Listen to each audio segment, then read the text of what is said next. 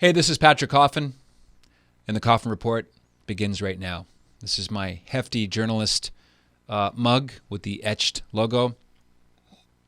I can sip it even though there's nothing there. Just want to acknowledge that this is kind of like a fake news prop, although it's a great cup. Also, I'm wearing a professional journalism outfit. I have my slightly askew tie, which means I'm hardworking late at night.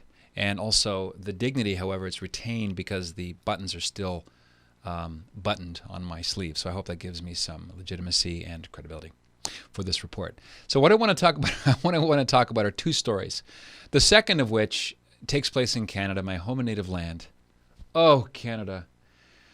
It's the latest chapter in PC ideology run amok, and it's happening under Prime Minister Trudeau's tenure, his reign, as it were, in the regime north of the 39th, 49th parallel. I'm really great at geography. This is something that has to do with gender pronouns and replacing mother and father with parent one and parent two. I'm not kidding. We'll hear from a government spokesman in the second part of the Coffin Report today on what that means and why it is the latest absurdity. But first of all, something that happened in the Holy See recently, which is a scandal. It's a communication breakdown, to say the least, and it has to do with what's now called Lettergate.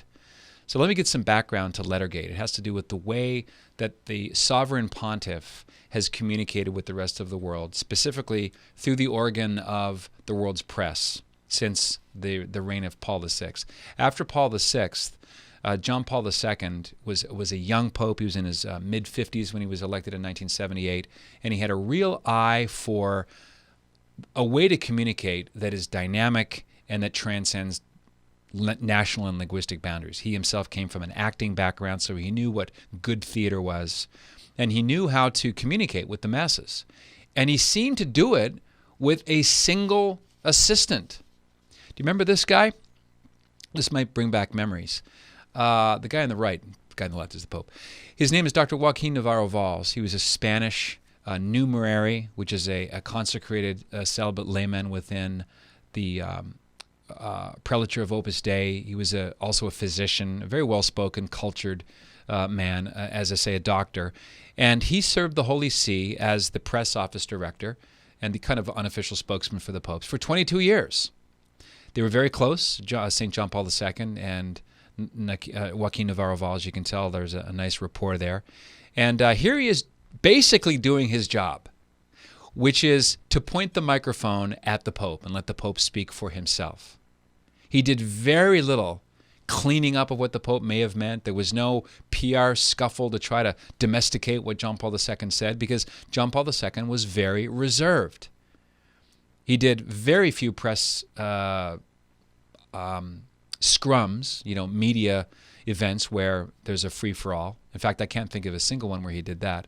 The most out-of-the-box thing he did was sit down with Vittorio Messori, and he did the Q&A interview, which became the book, Crossing the Threshold of Hope. That was back in 1993, I believe, or 94.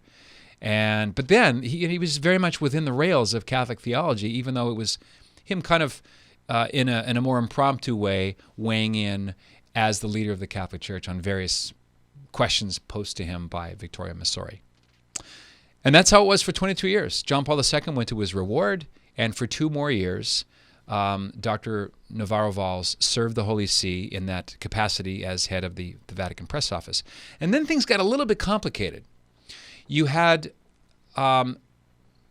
Navarro-Valls retire after 2 years of Pope Benedict, and he was replaced by Father Federico Lombardi, a Jesuit, seen there on the right.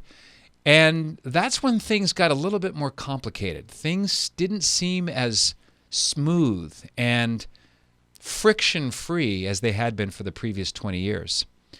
And then in 2015, Pope Francis launched what's called the Secretariat for Communications. Now, the added complication here is that you've got 2 guys that look like the Pope.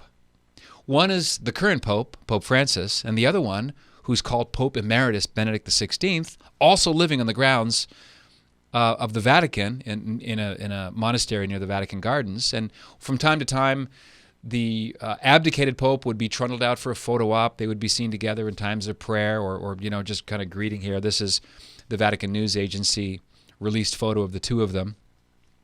And now we're turning the corner to get to Lettergate. Because this headline says it all. Pope Benedict XVI. Now this is sort of expressing the sentiment of what he said in his letter, which we'll get to. There is continuity with Pope Francis's pontificate.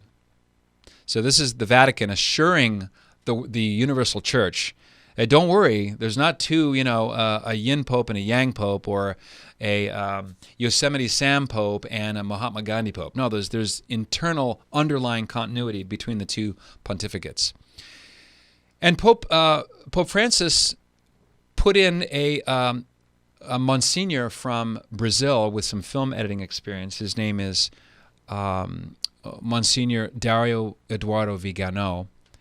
Here he is here at the Venice Film Festival with an unnamed actress. That's him on the right, by the way. There he is again. I think the same event. I didn't want to keep showing him with starlets, but he's with a lot of kind of Italian, European celebrities at these media events. But he's the one that Pope Francis installed as the prefect for the Secretariat for Communications. And then there are 20 members to this thing. And they're from all over the world, and I don't know how often they meet, but it's you see how complicated it is. Then more papally appointed consultors were added to the pack, including this American Jesuit you may recognize, Father James Martin, author of Building Bridges, a, shall we say, pro-LGBTQ, is it T? Nipsey, am I missing a letter? LGTBQ. Do I have them all? Anyway, that's him. He's another consultor to the Secretary for Communications. Now, this Jesuit, we do a whole other show on the complications and the confusions that this one consultor, clearly the highest profile of all, has brought to the Catholic communications world, and has made it, in a way, difficult for Orthodox Catholics to explain what the faith means to people when you have high-profile folks like Father Martin saying things that are contrary to the what appears in the Catechism of the Catholic Church.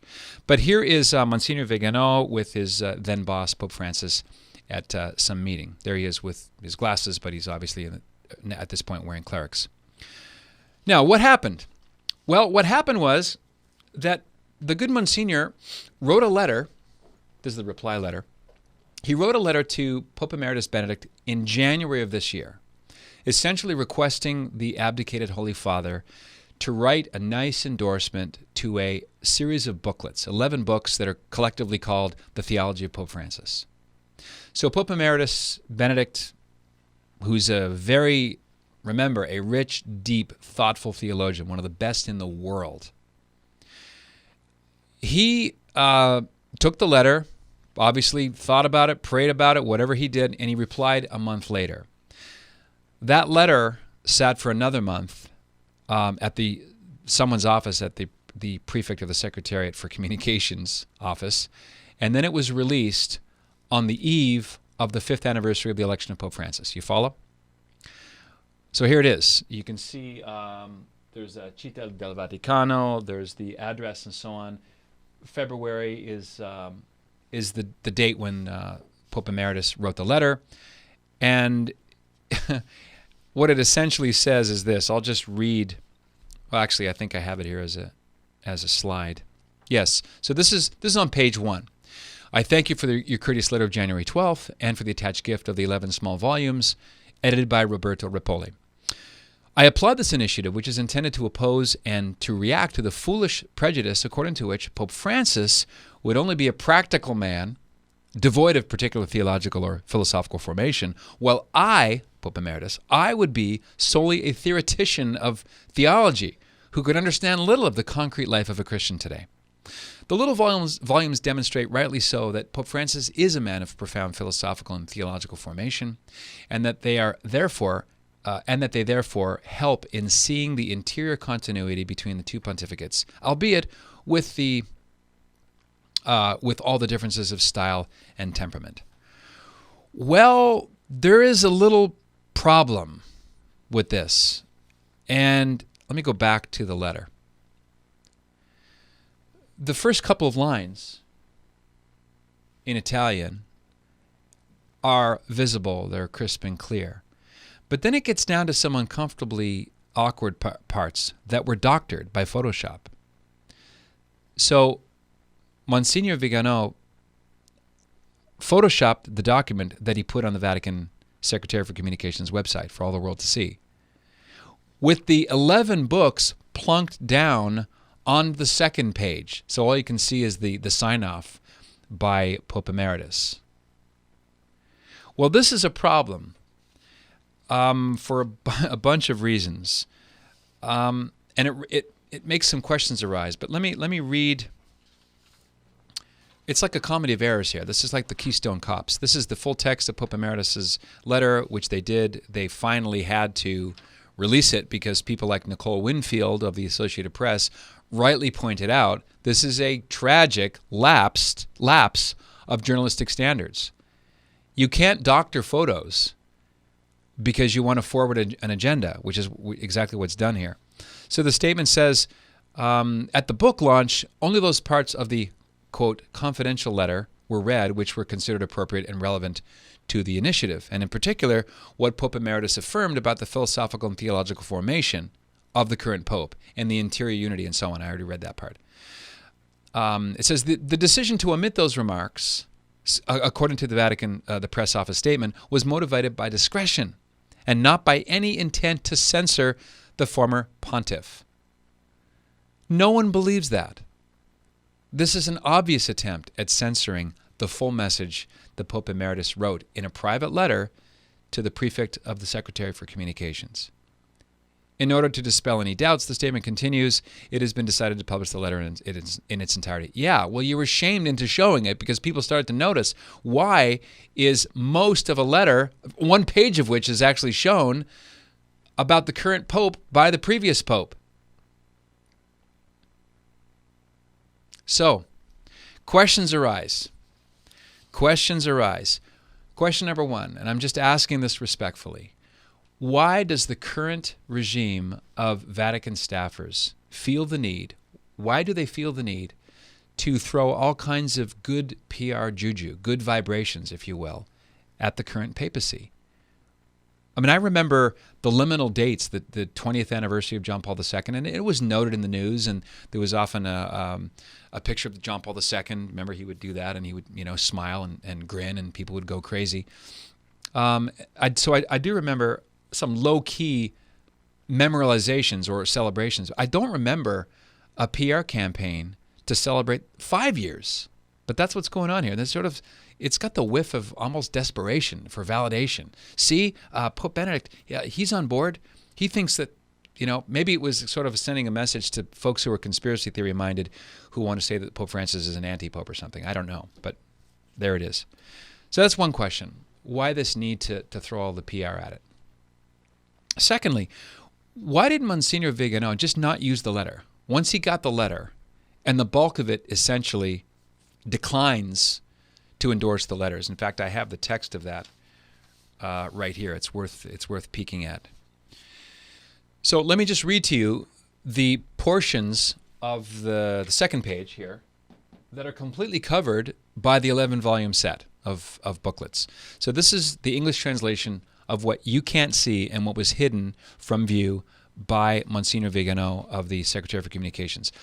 Only as an aside, I would like to note my surprise. This is the Pope writing now, Pope Emeritus.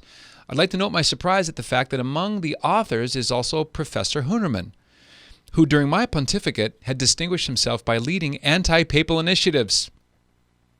He played a major part in the release of the Kölner Erklärung, this is the Cologne statement, which in relation to the encyclical by John Paul II, Veritatis Splendor, virulently attacked the magisterial authority of the Pope, especially on questions of moral theology. Also, the European Theological School, which he founded, that's a translation here from the German, which he founded, was initially conceived by him as an organization in opposition to the papal magisterium. Later, the ecclesial sentiment of many theologians prevented this orientation, allowing that organization to become a normal instrument of encounter among theologians. I'm sure this is how he signs off. You can't quite see it here because of the books. I'm sure you'll understand my refusal, and I offer you cordial greetings. So Pope Benedict declined to endorse these books, and he gave the reason. A left-wing German dissenting theologian, Professor Hoenemann, who was well known to then Joseph Ratzinger as someone who was opposed to papal initiatives and attacked the teaching of John Paul II whenever he could. And so this is a bad precedent. Why was this done? Why didn't he just not use the letter? Now, he resigned on March 21st. Good thing. But even that was strange because his resignation letter appeared on the same day, side by side, in the news with the acceptance letter of his resignation by Pope Francis. It's all very choreographed. Also, there was no words of regret or I made a mistake, I'm accountable for this, this was a blunder. None of that. He just describes it as stepping aside and so on. And Pope Francis suggests that it was difficult for him to accept his resignation, which I really don't understand. I mentioned Nicole Winfield earlier of the Associated Press. She pointed out that everyone else who works in the field of professional journalism would get fired if they pulled this. You can't Photoshop a document and show only a tiny tip of the iceberg that you want to express the agenda that you're trying to sell here. But that's what was done. Another question, isn't the fact that Pope Francis didn't accept his resignation so much as regretfully allow him to re-enter the same secretariat through a back door, not as the prefect, but as an assessor, whatever that means. It seems to me that this smacks of a kind of clericalism. A layman with a family who tried to do this and then fib along the way when he was found out would be fired. His acceptance of a resignation letter would be taken and that would be it. He'd be replaced by someone competent. But that's not what was done here, which is kind of hard to understand. Finally, maybe more importantly, I think someone owes Pope Benedict XVI Emeritus an apology. He's in his 90s now. He's getting weaker. He's said as much in some of the statements that have reached the press that he feels that he's in his last days. He deserves more than to be embarrassed like this. This is a private letter he never dreamed would be in the world's media spotlight, and I think someone owes him a big apology. It's sad when someone so august with such a great reputation is used as a kind of a stunt or a promotional effort to buttress the PR image of the next papacy. That's story number one. Story number two, I'll get to. That won't take long, and I'm glad too because it gives me kind of it gives me the need to take an Advil. It's happening in Canada, in my home and native land, and this is something that you won't believe, and yet you'll probably, as I did, roll your eyes. The Canadian government under Prime Minister Justin Trudeau is now demanding that Services Canada. By the way, before we get to that, I wanted you to see this. This is an up-and-coming cartoonist named Pat Cross. This is it kind of doesn't really need a lot of editorializing. Photo of the Ten Commandments released by the Vatican Secretary for Communications. You notice the thou shalt not commit adultery and thou shalt not covet thy neighbor's wife. Photoshopped, doctored. All right, that's the first story, Lettergate. The second story, speaking of embarrassing, has to do with a directive given through the Canadian government under Justin Trudeau, and it's called Services Canada, and the prefect, rather the Minister of Families, Children and Social Development, Jean-Yves Duclos, who's a Quebecer, does some Olympic-level backtracking on this directive. Now, the directive, the first round of it, the first version of it, said that you would not use Mr. or Mrs. You would ask the people coming, how would you like to be addressed, out of respect for their dignity. Gone would be mother and father. In would be parent one, parent two. Well, the directive was so confusing, they had to backtrack. And here is Monsieur Jean-Yves Duclos on CBC News' Power and Politics. Nipsey, roll the tape. Joining me now from the foyer of the House of Commons is the Minister of Families, Children and Social Development, Jean-Yves Duclos. Minister Duclos, thanks for joining us. Hello, David, and hello to everyone listening and watching. There's been a bit of confusion and, as you saw, a bit of mockery over this new directive. So let's just walk through this. If I go to a Service Canada to say renew my passport, how exactly will that employee address me when I get up to the counter? Now, let me be very clear, David. Service Canada agents will continue to use Mr. and Ms. whenever they talk to Canadians. Stop the tape there, Nipsey. Notice he said they will still use Mr. and Ms. Well, that's a little bit insulting to the millions of Canadian women who are married, who are proud and happy to be called Mrs., whatever their married names are. But roll the tape again. And whenever this is what those Canadians want to be used as terms for them to be greeted, and that's how it's going to go forward. Now, when there is uncertainty as to how Canadians want to be respectfully greeted by Service Canada agents will politely and respectfully ask Canadians how they want to be greeted. So, for example, if we started this conversation again, I would call you Jean-Yves Duclos, and they say, can I call you Mr. Duclos? Or it would go something like that? So if the information is known, is in the system, and Service Canada agents know already whether people want to be greeted by Mr. or Ms., that's how they will use as a greeting. Now, however, if there is uncertainty as to how people want to be respectfully greeted, they will ask, for instance, well, is it fine if I call... Okay. Well, wouldn't they do that anyway because of a thing called Bill C-16? Isn't everybody, especially a government employee, a little bit nervous now that misgendering someone falls under hate crime legislation?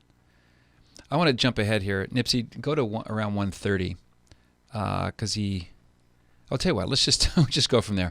If you need an Advil, we can maybe ship you some. But here it is. This is Jean-Yves Duclos, Minister of Families, Children and Social Development, explaining why the first directive was confusing and had to be altered to apparently make more sense. Call you Mr. Cochrane, or is it fine if I call you Ms. Thibodeau? And therefore, that will be the way in which Canadians will have their say in how they want to talk to Service Canada agents. Right. I mean, I guess in this day and age, the concept of gender is very fluid and evolving. And it's your view, I suppose, that it's incumbent upon the government and the way it offers services to keep pace with that change. Yeah, well, it's a way to respectfully engage with Canadians. It is for Canadians to decide how they want to be greeted by Service Canada agents. If the information is already there, Mr. or Ms., it will be used by Service Canada agents. However, as you've said, there is an increasing diversity in our population, and some Canadians will want themselves to tell Okay. I'm reaching that Advil level. I think the backdrop to this PC run amok is Bill C-16. I think this is in lockstep with the legislation that was given royal assent last June. By the way, the background to my first Dr. Jordan Peterson interview back in the fall of 2016 had to do with this bill, which eventually got passed. So it is now the law in Canada. If someone has hurt feelings or is otherwise offended by your use of he or she, they would be subject to hate crimes legislation and forced speech. So this is one of those fine-tuned wheels of justice grinding things even finer. I think that's what's going on here.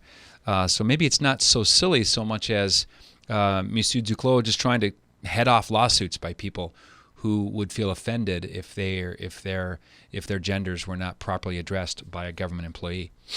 Now the irony here is, or the thing that makes this even more absurd, is that despite what you might conclude by watching MSNBC or CNN or the CBC, in which you might conclude that every 20th person, every third person is a transgender or non-binary.